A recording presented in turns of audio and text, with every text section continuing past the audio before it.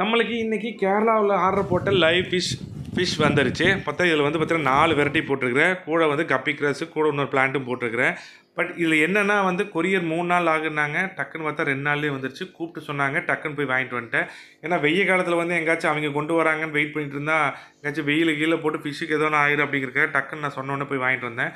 But fish பிரித்து பார்க்குற வரைக்கும் ஒரு மாதிரியாக இருந்துச்சு. என்னாச்சுன்னு பார்த்தேன். பட்டு ஃபஸ்ட்டு எடுத்தோன்னே பிளான்ட் எடுத்து பார்த்தோன்னே ஓகே ஃபிஷ் எல்லாம் நல்லா இருக்குதுன்னு. இதில் வந்து பார்த்திங்கன்னா இது வந்து ஜாப்பனீஸ் ப்ளூ, அப்புறம் வந்து பார்த்திங்கன்னா ஹெச்பி லெப்போர்டு. ஏன்னா எல்லாமே பார்த்திங்கன்னா கலரே வந்து ஒன்றுமே தெரியல, எல்லாம் ஒரே மாதிரியே இருக்குது. எல்லாம் கொரியரில் வந்தங்காட்டி எல்லாமே ஸ்ட்ரெஷ்ஷாக இருக்கும். எல்லாம் கொஞ்சம் எல்லாம் வந்து ஃபிஷ் தொட்டியில் அங்கங்கே செட் பண்ண வருது. எல்லாம் 1 நாள் 2 நாள் கழிச்சு தான் கொஞ்சம் கலரெல்லாம் தெளிவாக தெரியும். இது வந்து என்னென்னா கேலக்ஸி ப்ளூ கப்பி. இது வந்து எனக்கு வந்து கொஞ்சம் அந்த வீடியோலலாம் பார்க்கும்போது எனக்கு செம்மையாக இருந்துச்சு. இன்றைக்கி தான் வந்து வாங்கி அந்த கவரில் பார்க்குறேன். பட் பிரிச்சுட்டு அது ஒரிஜினல் கலர் ரொம்ப இன்னும் சூப்பராக இருக்குது. இது வந்து எல்லோ மெட்டல் லேஸ். இதுதான் எனக்கு ரொம்ப பிடிச்சது. கலரெல்லாம் வந்துச்சுன்னா சூப்பராக இருக்கும். அதுக்காக இது நான் பார்த்து வாங்கியிருக்கிறேன். பட் இதுக்கு வந்து என்னென்னா மொத்தம் நான் வந்து 4 டப்பு செட் பண்ணோன்னே. பட் 3 டப்பு ஏற்கனவே ரெடி பண்ணி வச்சுட்டேன்.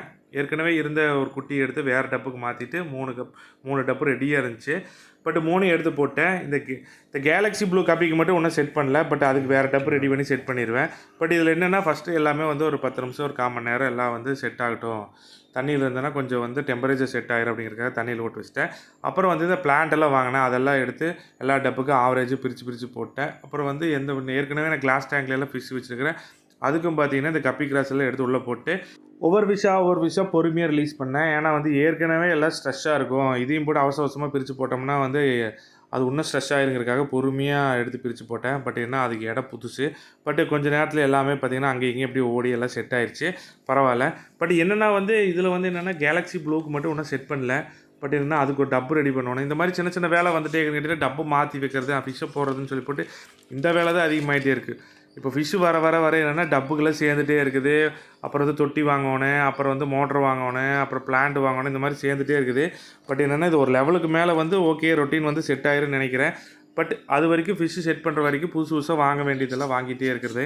அப்புறம் அது போக வந்து இந்த குட்டிகள்லாம் போட்டோன்னா ஹைடிங் ஸ்பாட்டுக்காக வந்து பிளான்ட் போட்டேன். பட் இல்லை அதுவும் செட் ஆகலை. பட் ட்ரே வாங்கி உள்ளே போட்டால் தான் செட் ஆகுது. அதில் வந்து கப்பி குட்டிகள்லாம் வந்து தப்பிச்சிருது ஓரளவுக்கு. பட் அது வாங்கி போடணும். பட் நிறைய வேலை தான். சின்ன நினச்சா பெரிய வேலை இழுத்துகிட்டே இருக்குது. சரி ஓகே, அடுத்தடுத்து என்ன வீடியோங்கிறது அடுத்தடுத்த வீடியோவில் பார்க்கலாம். Okay bye.